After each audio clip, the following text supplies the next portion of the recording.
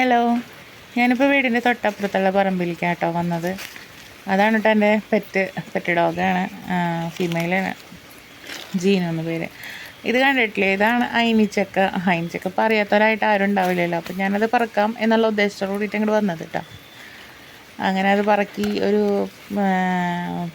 കൂടയിലാക്കി collect ചെയ്തുകൊണ്ടിരിക്കുകയാണ് കേട്ടോ.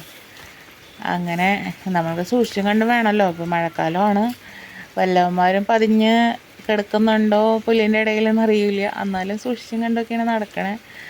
അപ്പോൾ അവരുടെ പറമ്പിലേക്കായിട്ട് ാണ് കേട്ടോ നമ്മളുടെ കുടപ്പുളിമരവും കാര്യങ്ങളൊക്കെ അങ്ങനെ നിൽക്കുന്നത്. അപ്പോൾ ഒരു കാൽഭാഗത്തോളം അവരുടെ പറമ്പിലേക്കാണ്. അപ്പോൾ ഞാൻ അതും കൂടി ഒന്ന് നോക്കാമെന്ന് വിചാരിച്ചിട്ടാണ് കേട്ടോ. കുടപ്പുളിയൊക്കെ കായ്ച്ച് നിൽക്കുന്നുണ്ട്. അപ്പോൾ അത് വീണിട്ടുണ്ടോയെന്നും കൂടി ഒന്ന് നോക്കാം എന്ന് വിചാരിച്ചിട്ടാണ് ഞാൻ ഇറങ്ങിയത്. പക്ഷേ മഴയുടെ ഒരു ആരംഭമൊക്കെ കാണുന്നുണ്ട് കേട്ടോ. ഇതാണ് കേട്ടോ അയിനി മരം. ഇതാ കണ്ടില്ലേ, രണ്ടെണ്ണം കൂടി മിക്സായിട്ടാണ് കേട്ടോ. ഇപ്രാവശ്യം കുറവാണ്. കഴിഞ്ഞ പ്രാവശ്യമൊക്കെ നല്ലോണം താഴത്തൊക്കെ ആയിട്ടുണ്ടായിരുന്നു.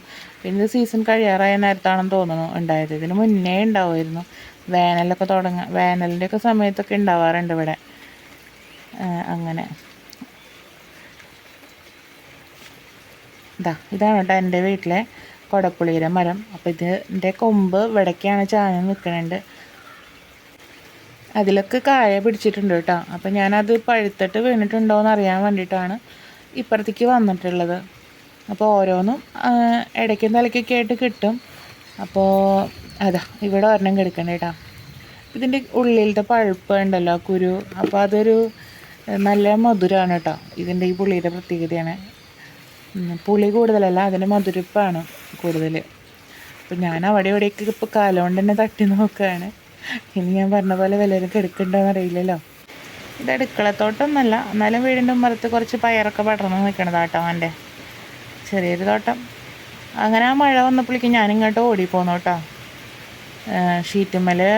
പോർച്ചിലെ ഷീറ്റുമ്മലേക്ക് നല്ല പോലെ മഴയുടെ തുള്ളികൾ ഇങ്ങനെ വീണ് ശബ്ദമൊക്കെ കേൾക്കായിരുന്നു. ഇളങ്കാറ്റിൽ എവിടെയൊക്കെയോ തേങ്ങാക്കൊലകൾ ആടുന്നുണ്ടായിരുന്നു. അപ്പോൾ തന്നെ അകത്തേക്ക് കയറാമെന്ന് വിചാരിച്ചു. മിന്നലൊക്കെ അതിൻ്റെ ഇടയിൽ കൂടെ ഉണ്ടായിരുന്നു കേട്ടോ, പകലാണെങ്കിലും. അങ്ങനെ നമുക്ക് കിട്ടിയതിൽ 1-2 എണ്ണത്തിൽ മാത്രമേ ഉണ്ടായിരുന്നുള്ളൂ ആഴ്ചോള.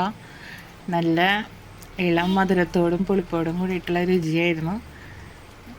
നല്ല പഴുത്ത് പാകമായതുകൊണ്ട് തൊടുമ്പളിക്കും തന്നെ അടർന്നു പോരുമായിരുന്നു കേട്ടോ.